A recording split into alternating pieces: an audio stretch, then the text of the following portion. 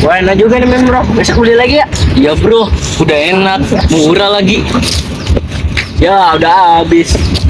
Mending lu buang sampah di sini aja bro. Tong sampah jauh, habisin energi dulu aja. Bener juga lo Gus, ngapain ya gua buang-buang energi cuma buat keton sampah doang. Iya makanya. Woi, ngapa lu pada? Pakai nanya lagi lu. Tahu, udah tahu salah juga. Ah, apaan? Orang tengah ngapa-ngapain lo? Udah jelas, kamu sama kita apa ya? Nggak usah bohong lu berdua. Kalau jelas-jelas kita ngeliat lu buang sampah sembarangan di sungai. Tahu nih, udah salah, nggak ngaku lagi. Iya dah, gua ngaku gua buang sampah di sungai. Lagian tempatnya jauh di sana. Ngabisin energi gua aja.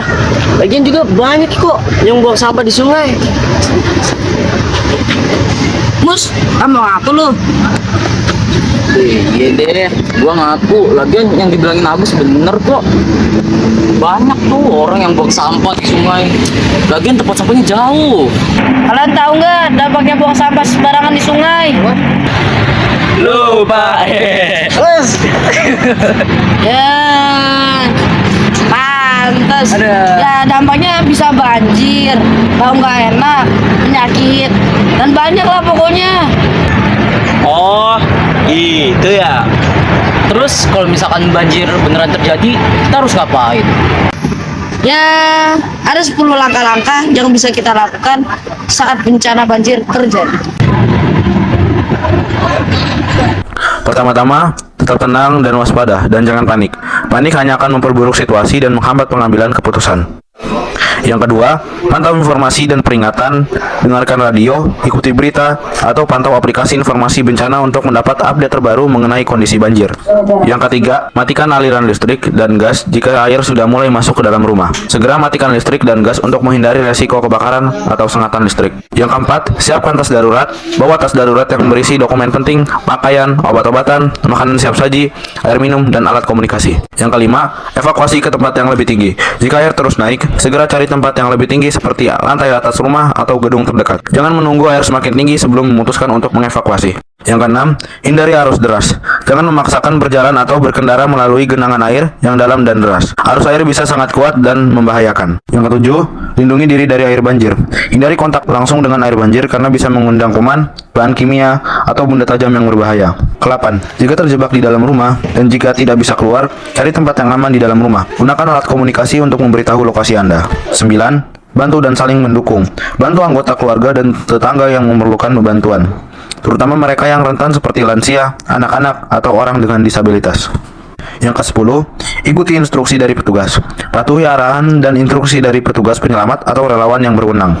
Setelah banjir surut, pastikan untuk memeriksa kondisi rumah dengan hati-hati dan jangan langsung menghidupkan listrik sebelum memastikan semuanya aman. Ya, itu kan kalau banjirnya udah terjadi.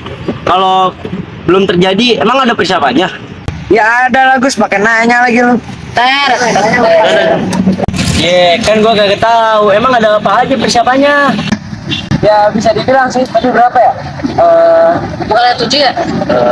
Gua ada 8. Oh iya 8. Terus persiapannya apa aja? Gak ada generasi siang. Berikut persiapan yang bisa kita lakukan sebelum bencana banjir terjadi. Pertama-tama, mengenali resiko banjir di area tempat tinggal. Ketahui apakah rumah Anda berada di daerah rawan banjir dan cari informasi tentang sejarah banjir di wilayah tersebut. Kedua, memantau informasi cuaca. Selalu pantau perkiraan cuaca melalui media, aplikasi, atau layanan informasi terkait bencana atau mengetahui potensi banjir. Ketiga, membuat rencana evakuasi. Tentukan jalur evakuasi dan lokasi aman terdekat seperti gedung tinggi atau titik evakuasi yang disediakan oleh pemerintah setempat. Yang keempat, menyiapkan tas darurat. Siapkan tas darurat berisi yang pertama, dokumen penting, KTP, KK, sertifikat rumah, dan lain-lain. Yang kedua, uang tunai. Yang ketiga, obat-obatan dan P3K. Yang keempat, makanan siap saji dan air minum. Yang kelima, pakaian ganti. Yang keenam, senter dan baterai cadangan. Yang ketujuh, power bank dan alat komunikasi. Yang kedelapan, masker dan hand sanitizer. Emang itu cukup? Cukup lah, tas darurat kan gede Gus. Oh, baru tahu gua. Udah diem, pengen gua lanjut nih. Yang kelima, memastikan saluran air tidak tersumbat. Bersihkan saluran air, got, dan parit di sekitar rumah secara rutin untuk mengurangi resiko banjir. Yang keenam, membuat perlengkapan pengaman di rumah. Jika memungkinkan, bangun tanggul kecil atau ketinggian tambahan di sekitar pintu dan jendela untuk mencegah air masuk. Yang ketujuh, mengamankan barang-barang berharga. Letakkan barang-barang penting dan elektronik di tempat yang lebih tinggi atau yang tidak mudah terkena air. Yang kedelapan, mempersiapkan informasi kontak darurat. Simpan nomor telepon penting seperti nomor BNPB, PMI, pemadam kebakaran, dan nomor keluarga yang bisa dihubungi. Kan udah dijelasin panjang kali lebar kali tinggi gimana persiapan dan apa yang harus dilakukan saat banjir terjadi ya. Sekarang lu berdua paham gak? Lu udah paham, Mas? Agak. Ya. Kalian paham kan?